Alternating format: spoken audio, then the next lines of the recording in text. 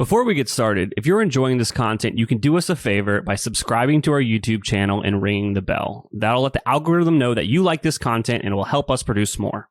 Don't look for people that are like you, but people that bring out strengths for your weaknesses. Welcome to Honest Ecommerce, a podcast dedicated to cutting through the BS and finding actionable advice for online store owners. I'm your host, Chase Clymer, and I believe running a direct-to-consumer brand does not have to be complicated or a guessing game. On this podcast, we interview founders and experts who are putting in the work and creating real results. I also share my own insights from running our top Shopify consultancy, Electric Eye. We cut the fluff in favor of facts to help you grow your e-commerce business. Let's get on with the show. Hey everybody, welcome back to another episode of Honest Ecommerce. I'm your host, Chase Clymer, and today I'm welcoming to the show the CEO at Belgian Boys, an indulgent CPG brand turning up the happy one treat at a time. Welcome to the show, Anouck. Thank you. Thanks so much for having me. Absolutely. It took us a while to get this one together, but we're here. We're going to do it. So take me back in time. You know, what was going on in your life? What's your background? Like, how did you, what was going on that led to, you know, starting Belgian Boys? Yeah, of course. Well, actually, I got into the business. The founder of the business, my husband, Greg, and he went to Brandeis. He's also from Belgium, as you can hear from my accent. I'm not from the US, right? Nobody would have guessed. He went to Brandeis, and you know, like every expat, you just bring the treats or you bring stuff that you like because you miss it, your nostalgia. He was filling up his suitcases with waffles, with cookies, with all those indulgences. And his American friends in the dorm were like, oh my God, this is good. Where can I find it? Where can I buy it? Couldn't find it anywhere. Couldn't buy it. So he's like, well, maybe, you know, he was bringing it every time he traveled for everyone was getting special requests.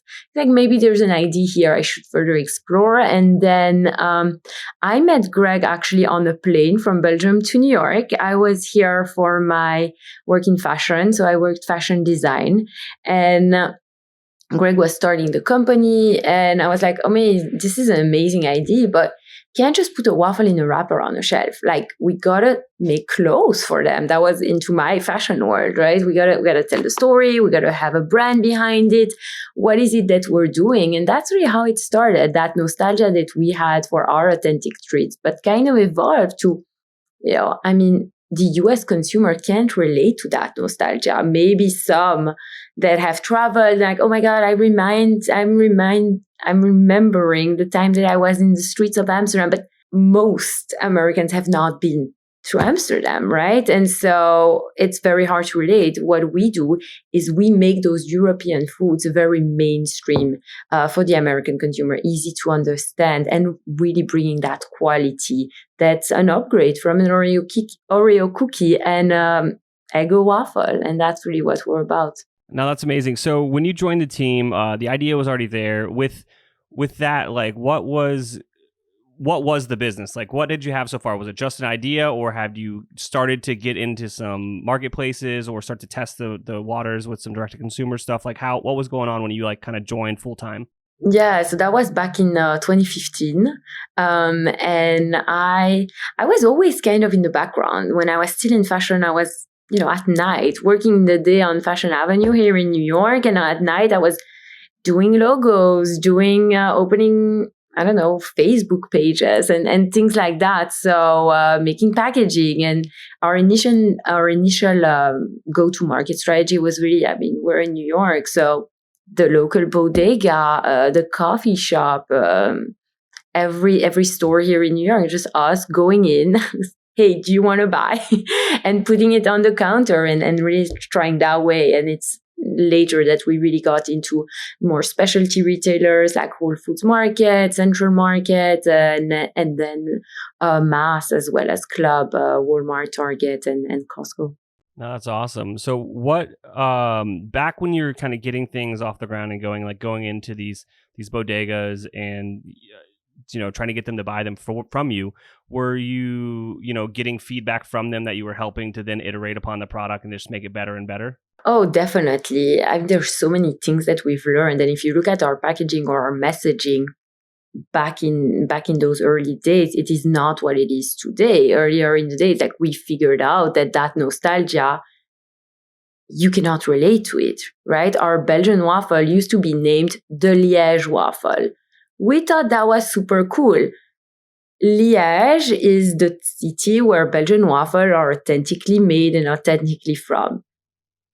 No one knows what Liège is, right? Let's be honest. We thought it was so cool that we didn't even name it the Liège waffle like THE, but DE, which is the in Dutch. Like, really? Yeah. Why did we do that? But we thought it was cool and part of the brand. Now, what we made is we actually made the customer feel stupid for $4.99 because they were picking up our product, couldn't even know, like, what does this mean? And you put it back and we gave you that feeling to be stupid. Like, that's horrible, right? But we learned that from talking to the consumer, talking to the shop owners, and then really fine-tuning from there, fine-tuning our packaging, fine-tuning how big the image is on the product, fine-tuning the core assortment. Products were discontinued as well in all these years. I think it's all about listening to those partners and to the consumer to know what you're doing. If you're struggling with scaling your sales, maybe Electric Eye can help. Our team has helped our clients generate millions of dollars in additional revenue through our unique brand scaling framework. You can learn more about our agency at electriceye.io. That's ELECTRICEYE.io. Mesa is the easy-to-use answer for automating the everyday challenges of running a Shopify store. Find more aha moments when you're spending less time in the weeds and can focus on the bigger picture. With automations, you have all the power of code without the learning curve. You can easily customize how Shopify and your apps work with one-click integrations. From auto-tagging orders to sending order details to a Shopify customer database, Mesa connects your data where it's needed most. To put it quite simply, Mesa is a better way to work. So find your peace of mind and kick up your feet with a simplified workload to manage the everyday stress of running your Shopify store. Search for Mesa, that's MESA, in the Shopify App Store and download the app today. Free plan available with a no-cost setup included. Our partner Rewind can protect your e-commerce store by automatically backing up your business-critical data. Rewind should be the first app you install to protect your store against human error, misbehaving apps, or collaborators gone bad. It's like having your very own magic undo button. Trusted by over 100,000 businesses, from side hustles to the biggest online retailers like Knix, Paul Mitchell, and Pampers. Best of all, visit rewind.com/honestecommerce to get your first month absolutely free. That's rewind.com/honestecommerce. Getting an online business off the ground isn't easy. So if you find yourself working late, tackling a to-do list that's a mile long with your 5th cup of coffee by your side, remember, great email doesn't have to be complicated. That's what Klaviyo is for. It's the email and SMS platform built to help e-commerce brands earn more money by creating genuine customer relationships. Once you set up your free Klaviyo account, you can start sending beautiful, branded messages in minutes thanks to drag-and-drop design templates and built-in guidance. And with e-commerce specific recommendations and insights, you can keep growing your business as you go. Get started with a free account at klaviyo.com/honest. That's KLAVIYO.com/HONEST. So these days, you guys have a bit more of an omni-channel approach. You've obviously got your direct consumer website, and then you've got a lot of partnerships and some great kind of bigger retail stores, and you even dabble with Amazon.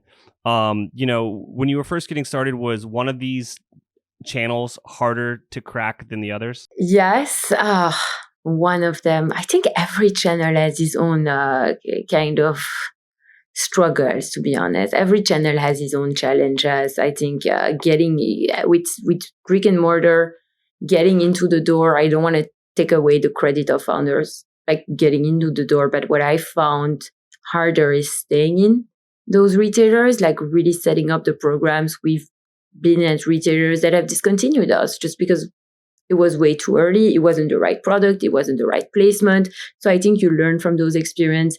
DTC, super hard with what's going on today. So I think that's changes happening in the landscape that you cannot really control, right? Like changing algorithms and all of that. That's I think really hurting.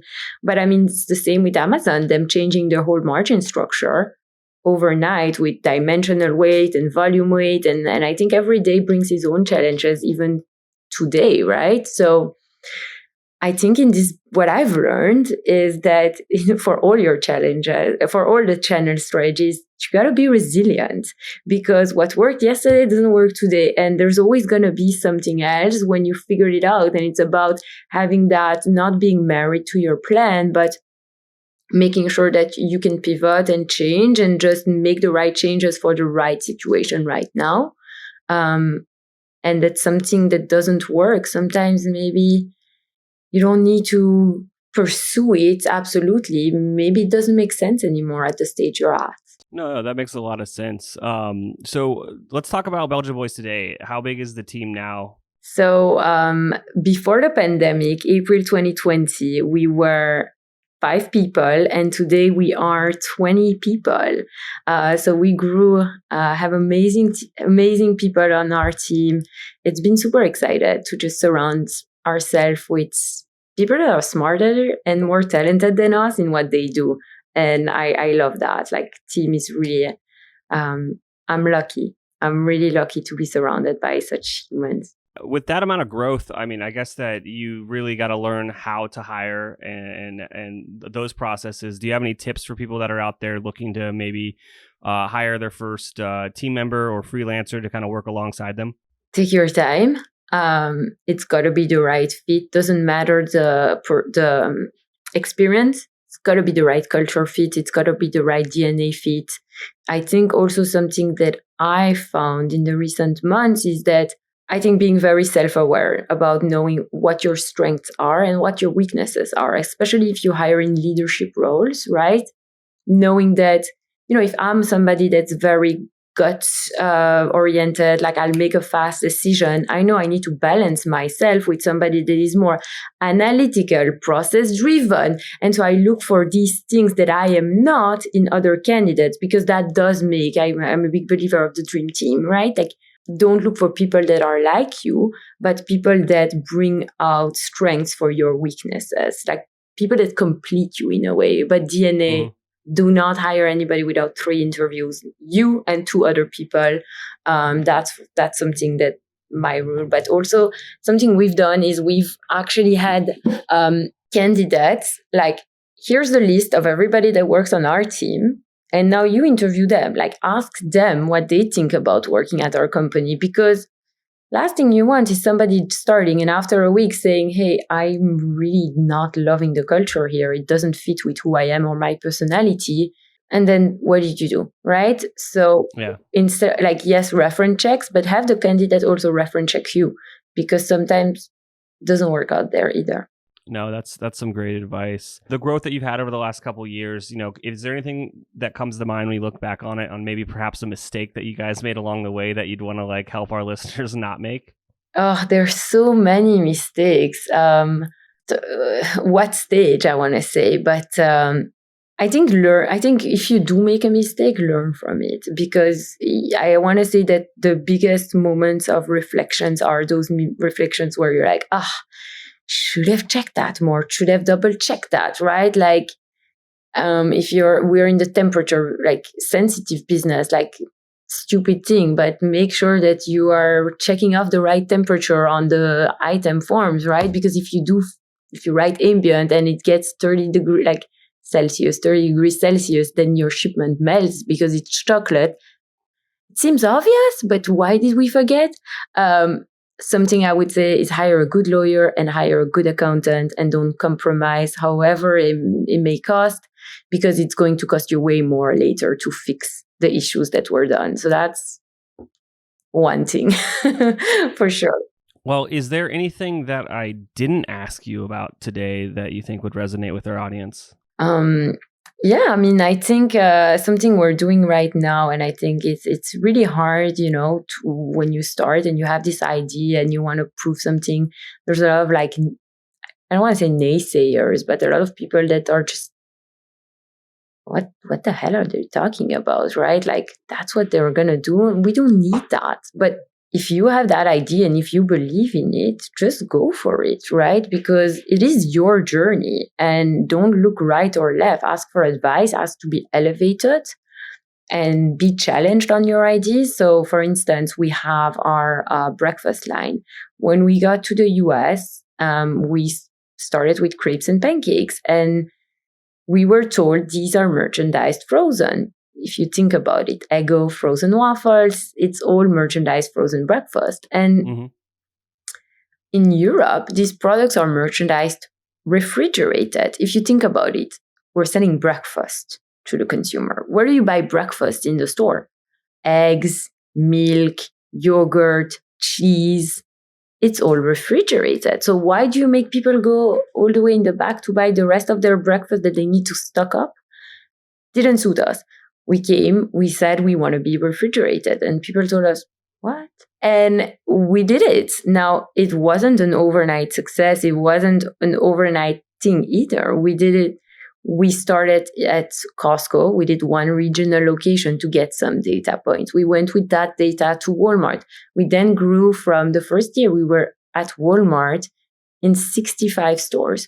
Today, we have that refrigerated program at Walmart or at Target, and more retailers are coming along, but we're in over 1,000 stores with that program. And the success of our program has really been us just going there with our retailers, partnering up, learning, and really doing it on a small scale. So a lot of people told us, you can't do this, but you got to feel what's right for you, and then just don't take that as I want to say as a no, right? Maybe it's a not right now. No, absolutely. Now, we talked all about these amazing products, and you're telling us exactly where to find them in refrigerators across the nation. But where can they find it online if they're curious as well? So we have a website, belgianboys.com, and we're on Amazon. If you have the fast grocery delivers, you can find us on GoPuff or Gorillas. Yeah. Absolutely. Thank you so much for coming on today. Thank you so much for having me. All right. I can't thank our guests enough for coming on the show and sharing their knowledge and journey with us. We've got a lot to think about and potentially add into our own business. You can find all the links in the show notes. Make sure you head over to honestecommerce.co to check out all of the other amazing content that we have. Make sure you subscribe, leave a review, and obviously, if you're thinking about growing your business, check out our agency at electriceye.io. Until next time.